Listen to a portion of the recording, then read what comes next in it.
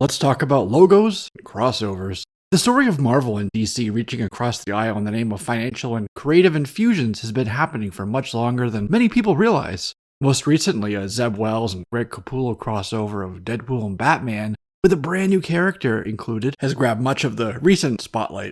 Who was that? His name's Logo. Let's talk about him and the history of Marvel and DC crossovers. Way back in February of 2025, when this concept was being constructed, Marvel Comics and DC Comics, collectively known as the Big Two, at a Comics Pro panel announced a secret event and another waited maybe, for 2026. Fast forward to September of 2025 and the release of the Batman Deadpool crossover book. It hit shelves and was a smashing success. In the story, we meet Logo in medias res, with Logo putting what's basically a retractable flying claw right through the dome of Ultron, a mix of Cobra with a K from DC Comics and Ultron from Marvel Comics. Calling himself the main mutie, the last of the Knucklesians, and the biggest, baddest Bubstitch in the whole fragging universe. Bubstitch is a portmanteau of both characters' sayings. Wolverine says bub a lot, and Lobo says bastitch a lot. Logo left the bar on his bike, which he calls the engine of weapon XXX, while destroying a copter parked on the space rock. Turns out that was the Thanoseid copter, belonging to Thanoseid, a combination of Darkseid and Thanos. The Thanos copter is a bit of an in-joke with Marvel, having originated in Spidey Super Stories issue 39 back in '79. It's shown up a few times since then, namely in Deadpool issue 45 and in the Loki Disney Plus series In the Void, meaning that Thanos copter in-joke made the leap from page to screen. Logo makes reference to Super Soldier as well, which is an amalgamation of Captain America and Superman. And why are these names significant? Well, they have some history. They're from the Amalgam universe, and we'll come back to this piece in a moment, but let me start with this. Well, the story in this one-shot is fun. It very much feels like the beginning of a larger story, and something potentially much bigger afoot. Perhaps one clue is in the solicitation for the November installment, the part 2 of this partnership. It says, what happens when the world's greatest detective meets the mark with a mouth? Reality folds in on itself. Archetypes collide. Darkseid is. And somewhere between Apocalypse and Earth TRN 666, remember that, a sentient street named Danny hums show tunes about a crusading cape.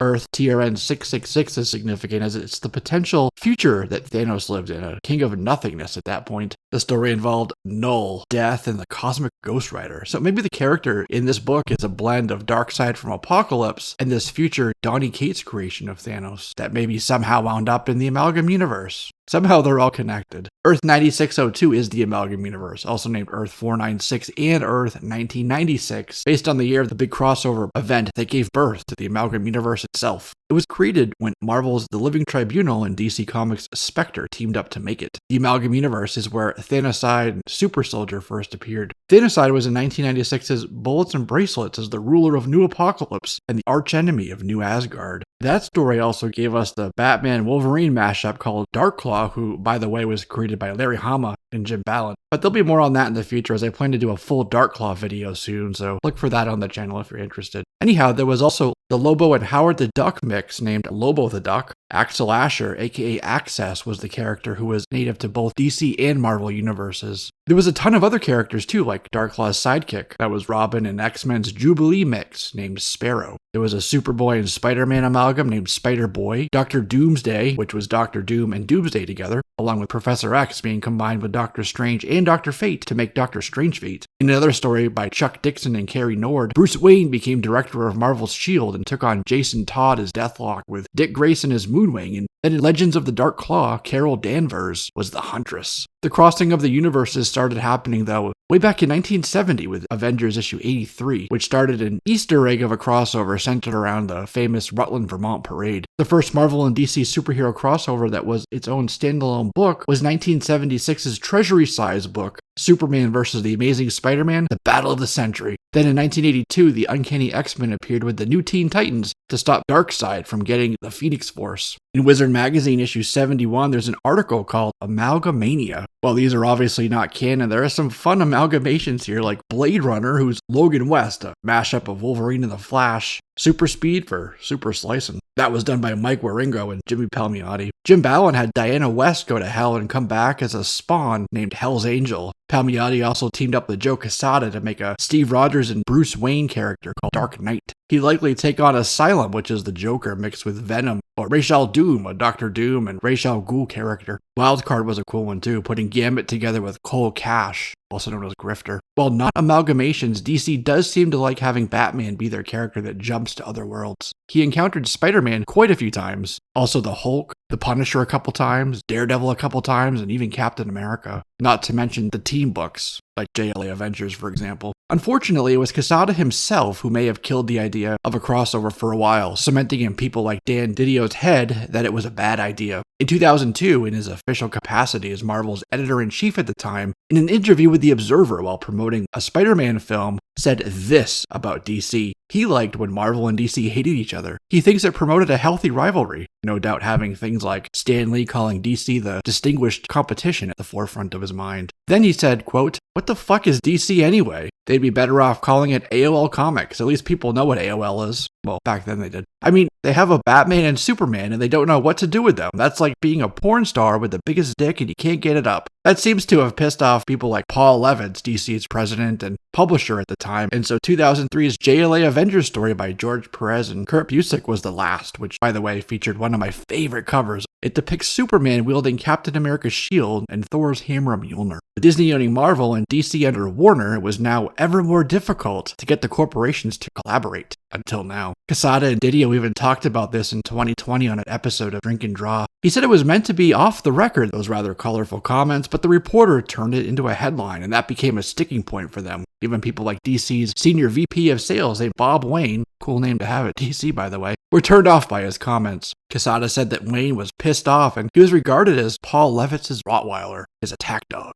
He said no more crossovers while at a Brian Michael Bendis panel in 2004, which was timed with why that JLA Avengers was the last. People at DC were calling Marvel to try to get Joe fired, so they were pissed off too, and it stoked fires of animosity on both sides. DC wanted to shake things up, to go with Marvel hard and head first, and that agent of change for them would be none other than Dan DiDio. In 2024, Dan DiDio revealed more of his side of things in an interview with Popverse. He said, "You're talking to the one person that stopped every Marvel and DC crossover. I'm going to tell you why I stopped it, and I'm going to say this to everyone. My reason was, when you're in competition with other places, you have to have pride in your own work, and you have to believe in your own material. The only reason I'm crossing over is if I'm having really bad sales, or there's a problem with the market. If I have to rely on another company to prop my characters up, then I'm in bigger trouble than I thought." My second reason was, after that comes out, what do you do next? After you cross that over and you get that big moment, you're still back in the same place you were beforehand. And now it seems less special because you remove so many other things away from it. My point was always that I think it's great to see something stand out individually and exist in their own right, but as leader of a line of characters, it's best for them to be on their own rather than relying on characters to prop them up. Joe Quesada seemed to agree with those sentiments based on comments he made at a Fan Expo Philly event. Joe said, "But you would have to consider that the only way that would probably happen is if either Warner Brothers bought Disney or Disney bought Warner Brothers, and I just don't see that happening. Plus, I'm sure the government may have some antitrust things to say about it, so I think it's far-fetched to believe that that would happen. But stranger things have happened, but that would be really, really strange. Oh, by the way, also let me say, I don't think it would be good for comics for that to happen. I think it's good that the companies are separate and there's competition," end quote. But then, Dan left DC in 2020. In 2022, AT&T divested Warner Media during a merger with Discovery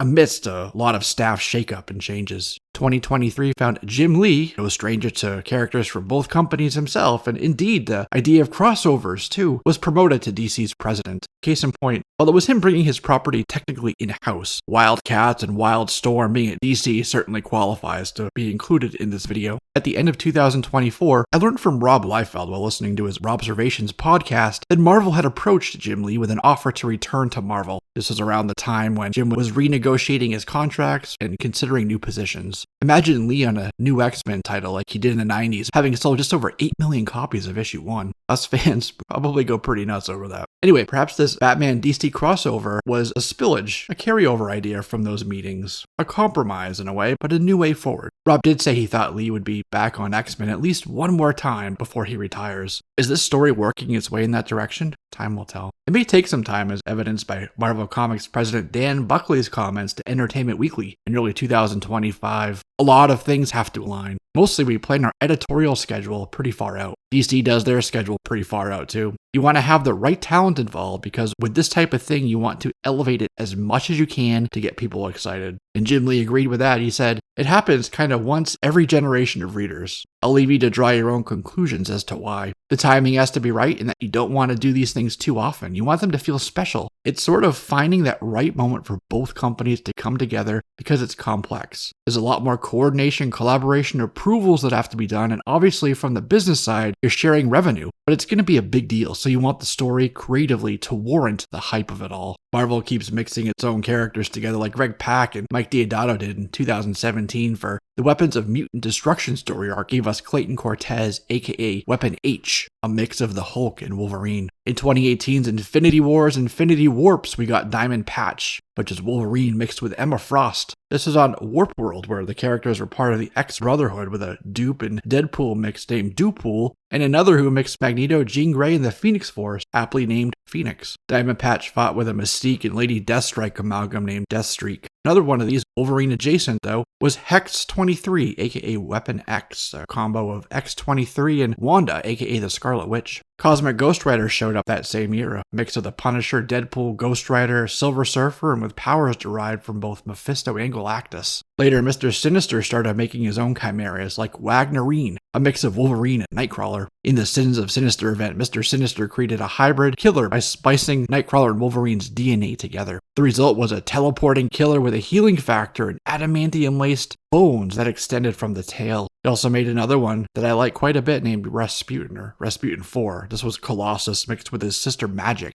Ilyana Rasputin, and still armed with her massive soul sword. All that to say, Marvel seems to love mixing its characters together to make new ones and derivatives and diffusion lines, and when they hit big. One of which seems to have happened with Logo. Deadpool Wolverine #1 went on sale September 17th, and a second printing will be released on October 20th. It's a crossover book with the main story and a few backup issues, and the Logo one is by Ryan North and Ryan Stegman. The next one, Batman Deadpool, is set to be released in November 2025. That one will have a few covers of characters teamed up, mostly as you'd expect, Batman and Deadpool. Mark Brooks does Zatanna Scarlet Witch. Sean Murphy has a cover with Logo and Deadpool. Sozomaika is teaming Catwoman up with Emma Frost. Jay Lee pairing Big Barda with Savage Land Rogue. Nick Dragotta teaming Batman up with Frank Castle, aka the Punisher. Speaking of Franks, Frank Quitely is doing a cover, as are Lee Bermejo, Jenny Frison, Bill Sienkiewicz, and more. I don't know about you, but I love these stories of chimeras, amalgamations, crossovers, and the what-if aspect of these adventures. The world building, the potential that it brings along with it. If nothing else, they're what comics are meant to be. Potential, creativity, and fun. Okay, that's a wrap on this one, my friends. I'm Jesse, this is JLS Comics, and I'll see you soon.